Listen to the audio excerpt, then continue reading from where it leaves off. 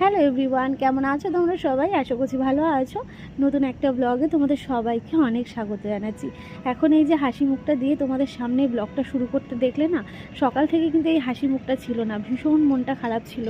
কারণ আমার বরের অনেকটা জ্বর ছিল। হঠাৎ করেই গতকাল রাত্রিবেলায় মানে গাটা একটু ম্যাচম্যাচ করছে। অ্যাকচুয়ালি ওর সকালবেলায় মানে দুপুরে যে স্নান করেছিল, সেই স্নান করার পর থেকেই ও বলছে আমার ভালো লাগছে না, গাটা ম্যাচম্যাচ করছে।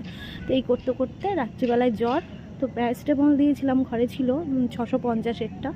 তো একটু কমলো, গাটা একটু ঘাম ঘাম দিচ্ছে, বললো আমার শরীর ঠিক আছে। মাঝরাত থেকে আবার জ্বর, তো 101 জ্বর উঠে গেছিলো, মাথায় জলপট্টি দিয়েছিলাম।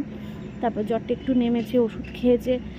ডাক্তারের কাছে আজকে সকালে নাম লেখালাম যে ডাক্তারের কাছে নিয়ে যাব, কিন্তু বাবু যাবে না। বাবু যাবে না, বলছে যে আমি প্যারাসিটামল খাবো, সুস্থ হয়ে যাবো, আমি ডাক্তারের কাছে যাব না। নাম লিখিয়ে দিয়েছে। আমি বলছি তুমি চলো, আমি টোটো করে নিয়ে যাচ্ছি।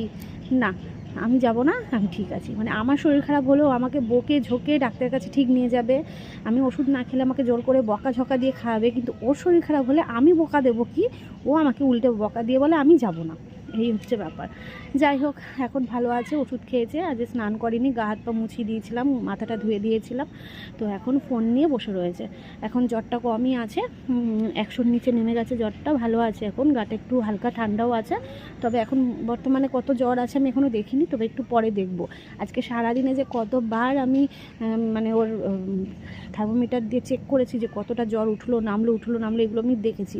বাড়িতে থার্মোমিটার থাকলে এই একটা সুবিধা হয় আর কি। যখনই দেখলাম যে 100 ওপর উঠে গেছে জ্বরটা, তখনই আমি মাথায় জলপট্টি দিলাম। তো এখন ভালো আছে। তো আমি ছাদে আসলাম, হচ্ছে জামা কাপড়গুলো তুলবো, আর হচ্ছে যে গাছগুলোতে জল দেবো। গাছের গোড়াগুলো না শুকনো শুকনো রয়েছে, তো গাছগুলোতে একটু জল দিই। চলো, আজকে তো শনিবার, বিকেল থেকে ব্লগ শুরু করলাম। তো ভাবলাম তো যে সারাদিন ব্লগ শ্যুট করিনি, তোমাদের সাথে ব্লগও শেয়ার করা হবে না, তো যেটুকু পারবো তোমাদের সাথে নয় শেয়ার করব। মিস্ত্রি দাদারা এখনও কাজ করছে, যায়নি।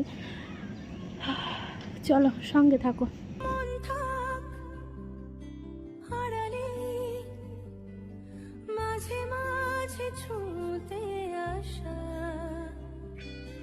জানি হাত বাড়ালে ধরা দেবে ভালোবাসা, তুমি পথে চেনো। ওপরে যে বালতি আর মগটা ছিল গাছে জল দেওয়ার জন্য, সেটা নিচে নিয়ে গেছিলাম, তো সেটা আর উপরে আনা হয়নি। আবার এখন নিচে যাব, আর আমি তো খুব একটা ছাদে উঠি না, জানোই তোমরা। তো ভাবলাম উঠে পড়েছি যতক্ষণে, দরকার নেই, থাক। এই যে একটা বোতলের মুখ কাটা ছিল, তো সেটা দিয়েই জল দিয়ে নিলাম। অল্প অল্পই প্রায় জল দিয়েছি। আর গাছগুলো এত সুন্দর হয়েছে, প্রত্যেকটা গাছে কড়ি এসে ফুল ফুটছে, দারুণ লাগছে দেখতে। এদিকে ভাবলাম জামা কাপড়গুলোও নিয়ে যাইনি, জামা কাপড় তুলে একেবারে সিঁড়ির দরজা ব্যালকনির দরজা দিয়ে নিচে নামলাম, কারণ আবার এইগুলো করার জন্য ওপরে যেতে হবে। না, আমি যাব না, আমার বরই হয়তো যাবে। তো ভাবলাম আমি নামছি যতক্ষণ এইগুলো সমস্ত কিছু দিয়েই নামি। আর এদিকে চা করে দিলাম মিস্ত্রি দাদাদের, কাজ ছুটি। তো এদিকে দেখাচ্ছিলাম তোমাদের যে কতটুকু কাজ হয়েছে। অনেকটা ঘোলা ঘোলা, মানে সন্ধে হয়ে এসছে, তাই হয়তো একটু অস্পষ্ট লাগছে। যাই হোক, পুরো কাজটা কমপ্লিট হলে আশা করছি আরও বেশি ভালো লাগবে। তবে হ্যাঁ, এখনই যতটা ভালো লাগছে, সবার কিন্তু নজর কেড়েছে। সিরিয়াসলি, যেই যাচ্ছে বাড়িটার সামনে একবার হলেও দাঁড়িয়ে তাকিয়ে দেখছে। যাই হোক, ভালো লাগছে জানো তো, সবাই যখন বলছে ভালো হচ্ছে, সেটা শুনেও যেন ভালো লাগছে। তো আমার বর আবার একটু বেরিয়ে আসলো, কারণ দাদাদের টাকা দিতে হবে না। সবসময় আমিই টাকা পেমেন্ট করি, কিন্তু তবু ও ঘরে ছিল, কত দূর কী কাজ হলো এটা তো দেখারও একটা ব্যাপার রয়েছে, তাই না? তো তোমাদের একটু কাছ থেকে দেখিয়ে দিলাম। তো এই পিলারটা এখনও বাকি রয়েছে, কারণ প্রচণ্ড সূক্ষ্ম কাজ, তো অনেকটা সময় নিয়ে মাপঝোপ করে কাটাকুটি করতে হয় টালিগুলো। আর দেখো আমার বরের একদিনের জ্বরেই চোখ মুখের কী অবস্থা। তো বন্ধুরা, এদিকে কাজ তো কমপ্লিট, কেমন লাগছে অবশ্যই জানিও। সব এইটুকু হয়েছে, এখন ওইদিকের কাজ বাকি রয়েছে। ঘরটা দিয়ে কিন্তু বেশি ফুটছে, তাই না বলো? তবে দাদা বলেছিল ঘরটা ওপরেও একটা দেবে, কিন্তু না, আমি বর দুজনেই বারণ করলাম যে না, ঘরটা আর উপরে দিতে হবে না, এখানেই ভালো লাগছে। তো এই যে ঝাড় দিচ্ছি, ঝাড় দিয়ে বাইরে তো বার করবো না যেহেতু সন্ধ্যেবেলায়, এই এখন এই এক সাইডে রেখে দিচ্ছি। প্রচণ্ড ঠান্ডা লাগছে। দুটোই তো একই জায়গায় ছিল গো। ऐसा कैसे? সোজাভাবেই তো হলো। अरे अपन के पास बहुत दिमाग है। ও ওটা চাচা নেই, ওটা হাত দিয়েই হয়ে যাবে। চাচা তো এটাও ছিল না। না না, এই যে এটা কেমন ঝুটি, এই যে এটা ঝুটি আছে, এই যে ও সব ঠিক করে দিচ্ছে। সব ঠিক করে ও দিচ্ছে। করে দিচ্ছে, দাঁড়াও। अपन के पास बहुत दिमाग है। বলে বলে আজকে আমাদের পিঠে হবে, মানে শুধু মনের ইচ্ছাটা দিয়ে দিই। তাই? আর বাদ বাকি কাজ আর তোমার শরীর কেমন আছে? এখন একটুখানি ভালো আছে, তবে রাত্রেবেলা মনে হয় বিঘাতে পারে। আচ্ছা, এবার ওষুধটা আনার কথা ছিল, সেটা আনুনি। এবার রাত্রিবেলায় বিগড়ালে তখন কি হবে? ভাই আমার গরম রক্ত, মহাদেবের আমি পরম ভক্ত। ওরে বাবা, তোমরা একটু কমেন্ট করে বলো তো যে সকালবেলা আমি যেখানে নাম লিখালাম সেই নামটা একটা দেড়টার সময় যেতে বলেছিল, গেল না জানো। আর আমাদের যেহেতু হোমিওপ্যাথি ওষুধ খাওয়া হয়, তো কিছুতেই গেল না। আমি নাম লিখিয়ে দিলাম, বলছে না যাব না, বলছে আমি এখন ভালো আছি। তবে হ্যাঁ, আমি হচ্ছে বিকেলবেলায় হচ্ছে দেখলাম তাপমাত্রাটা অনেক কমে গেছে, একদম নর্মাল রয়েছে 98, একদম নর্মাল। এখন রাত্রিবেলা একটা ওষুধ খাওয়ানো হবে, ঠিক আছে? দেখা যাক। দেখা যাক। তারপরে মহাদেব ভালো। তাই আজকে আমাদের পিঠে হবে। বাবা দেখো, সাবধান, হাতে লাগবে। হাতে না লাগে যেন, টানবাড়ি দিচ্ছে না হাতের উপর। হাতে সাবধান।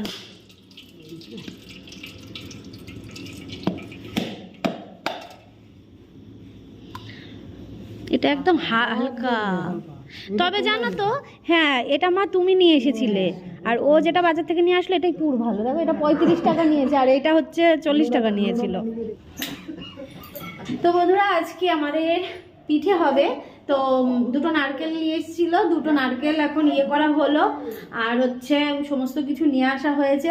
অ্যাকচুয়ালি আমি তো ওখানে যেতে পারছি না, তাই মা আমাদেরকে পিঠে খাওয়াতে পারছে না, মানে আমি যাচ্ছি না, বাড়িতে কাজ হচ্ছে, ওরও কাজ রয়েছে। তো তারপরে গরু সোনারা রয়েছে, এদের জন্য তো আমি বাড়ি যাচ্ছি না, তোমরা তো জানোই অনেক দিন যাওয়া হয় না। তো এবার শীতকাল চলে গেলে আর পিঠে কখন খাবো, তো ওই জন্যেই বাবা বলেছে যে তাহলে মেয়ের বাড়ি যাচ্ছ, তাহলে ওখানেই বাজারঘাট করে ওখানে ওকে খাইয়ে দিয়ে এসো পিঠে। তো এইটাই আর কি। আর আমাদের কিন্তু শোনো, মানে পিঠে মানে ওই যে সাত টাত বলে না, ওইসবের আগে যে পিঠে খেতে নেই ওরকম কোনো ব্যাপার না। আর আমরা পিঠেটা চালের গুঁড়োর পিঠে করি না, 1 নম্বর কথা। আমরা ওই যে কি বলে আমার সুজি না, মা সুজির দুধ পুলি করি। তোমরা তো জানো, এতদিন ধরে আমার ব্লগে রয়েছো, মানে এতগুলো বছর ধরে তোমরা দেখেছো আমি কিন্তু প্রত্যেকবার শীতে দুধ পুলিও করি সুজি দিয়ে। আর সেটা রেসিপি আমি একবার শেয়ারও করেছিলাম। এমনকি পাটিসাপটাও করি, সেটা হচ্ছে সুজি আর ময়দা দিয়ে। মালপোয়া না আদোসা যেটা বলে সেটাও করি হচ্ছে ওই সুজি আর হচ্ছে কি বলে ময়দা দিয়ে। চুষিটা করি সেটা ময়দা দিয়ে। আমরা চালের গুঁড়োর পিঠেটা খুব একটা খাই না, কারণ ওটা শক্ত শক্ত হয়, ভালো লাগে না আমাদের। হ্যাঁ, ওই একটা জিনিস হবে, সেটা হচ্ছে ঘাটা পিঠে না চন্দনকাঠ পিঠে বলে, অনেকে অনেক রকম নাম বলে। তো সেই পিঠেটা আমার বর খেতে ভালোবাসে বলে ওর জন্য একটু ওই কি বলে আতপ চাল দিয়ে ওটা ওর জন্য একটু করা হবে, কারণ ও ওইটা খেতে ভীষণ ভালোবাসে, বুঝলে? তো এই আর কি। যাই হোক, সন্ধ্যাবেলায় এখন পিঠের সরঞ্জাম হবে, এখন আমার এডিট হয়নি, আমি ওই এডিট করছি আর ওই টুকটুক করে তোমাদের সাথেও ব্লগ শেয়ার করছি, ঠিক আছে? আর ওর জ্বরটা এখন কম আছে, আমি দেখলাম যে একদম নর্মাল। তো রাত্রিবেলায় সেই জ্বর আসুক আর না আসুক, আমি ওকে ওষুধটা খাওয়াবো, কারণ যাতে না আসে রাত্রিবেলায়, সেই জন্যই ওষুধটা খাওয়াতে হবে রাত্রিবেলায়। আর রাতে রুটিও করতে হবে, এই তো ব্যাপার। তো চলো সঙ্গে থাকো, কিছুক্ষণ পর আসছি, এডিট আছে তো এডিটটা সেরে নিই, পরে দেখা হচ্ছে। তো বন্ধুরা এদিকে দেখো পিঠে করার সরঞ্জাম হচ্ছে, এরকম মা এদিকে বসে হচ্ছে নারকেল কোড়াচ্ছে, আর আমি এদিকে জল গরম বসিয়েছি। আর এই যে সুজি আর এটা হচ্ছে চালের গুঁড়ো। তার আমি ব্যাক ক্যামেরায় তোমাদের দেখাই, নাহলে সবই সাদা সাদা লাগছে। আচ্ছা এই দেখো, এটা হচ্ছে চালের গুঁড়োকে আধ ভাঙা মতন করে নিয়েছি। এটা হচ্ছে ওই কি বলে চন্দনকাঠ পিঠের মধ্যে যাবে। এটা চন্দনকাঠ পিঠে আমার বর খেতে ভালোবাসে, কদিন ধরেই বলে যাচ্ছে যে আমার জন্য এটা করো না, আমার খুব খেতে ইচ্ছে হয়েছে। তো ওর জন্য এটা করে দেওয়া হবে, ওর জন্য একদম অল্প করে চালের গুঁড়ো ভিজিয়ে রেখেছিলাম সকালবেলায়। আর এই দেখো এখানে সুজিটাকে নেড়ে নিচ্ছি, সুজির দুধ পুলি হবে।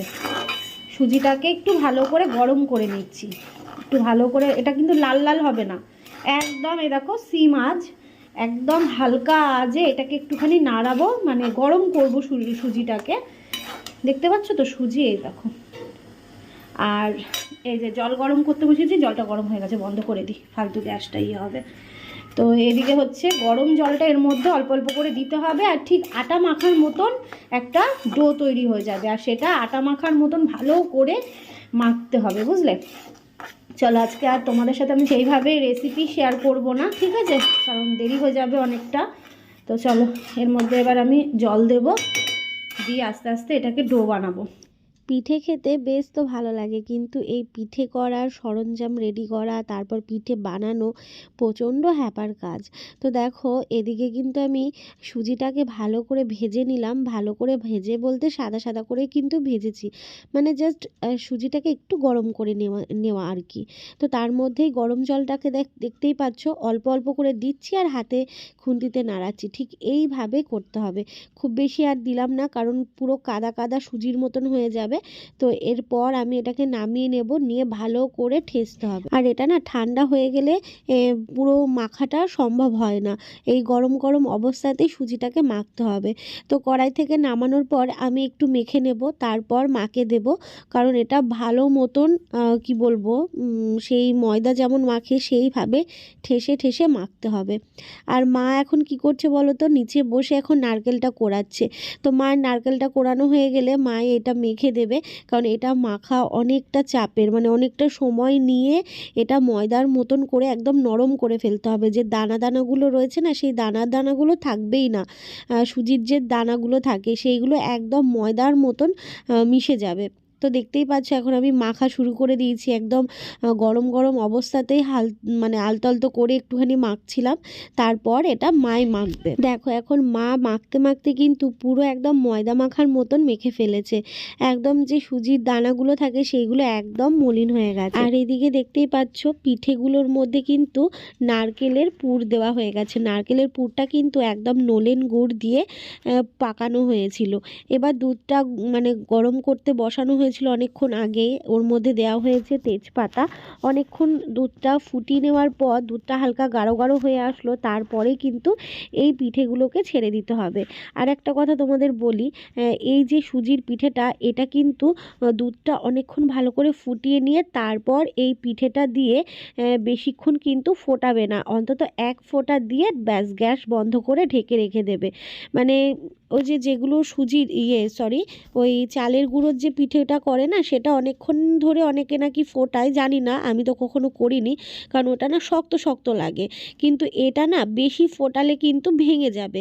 তো এক ফোঁটা দিয়েই এটাকে নামিয়ে রাখতে হবে, আর তারপর দেখবে এত সুন্দর নরম লাগে খেতে, কি বলবো বন্ধুরা, তোমরা জাস্ট একবার এটা খাবে, তোমরা এর প্রেমে পড়ে যাবে, বিশ্বাস করো। আজকে দুরকম পিঠেই বানানো হয়েছিল, তবে মানে তোমাদের সাথে দুধ পুলিটা তো শেয়ার করলাম, কিন্তু ঘাটা পিঠেটা শেয়ার করা হয়নি। তো ওটা না মানে কড়াইয়ের মধ্যে করে ওটা থালার মধ্যে রেখে দিতে হয় জমানোর জন্য। তো ওটা কিভাবে করে ওটা একদিন রেসিপি শেয়ার করব, কারণ এটা কিন্তু আমি কখনো করিনি, মানে এই প্রথমবার করলাম, দারুণ হয়েছে। সিরিয়াসলি কি বলবো, মানে এত সুন্দরভাবে যে জিনিসটা হবে আমি ভাবতে পারিনি। যাই হোক, রাতে তো খেতে হবে, আর এই পিঠে পুলি না ঠান্ডা ঠান্ডা খেতে হয়, তবে গিয়ে স্বাদ পাওয়া যায়, গরম গরম খেলে স্বাদ কিন্তু পাওয়া যায় না। তাই আমরা পিঠে জিনিসটা গরম গরম খাই না, ঠান্ডাই খাই, পরের দিন খাই। তো এখন রাত্রিবেলার মেনু হচ্ছে দুপুরের ফুলকপি আলুর তরকারি রয়েছে, আর এখন হলো বেগুন পোড়া। তো বেগুন পোড়া আর রুটি, আর রয়েছে ফুলকপি আলুর তরকারি, এই দিয়ে হবে আমাদের রাতের খাবার। প্রত্যেক দিনের মতনই কিন্তু রান্নাঘরটা একদম ক্লিন করে নিয়েছি, কারণ পিঠে বানানোর পর বা রুটি বানানোর পর রান্নাঘরের অবস্থা কিন্তু বেহাল থাকে, আর প্রত্যেক দিন রাত্রিবেলায় এইভাবে গুছিয়ে রাখলে কিন্তু বেশ লাগে, তাই না? তো ব্লগটা তো শেষ করব, তার আগে আমাদের পিঠেটা তো তোমাদের দেখাতে হবে।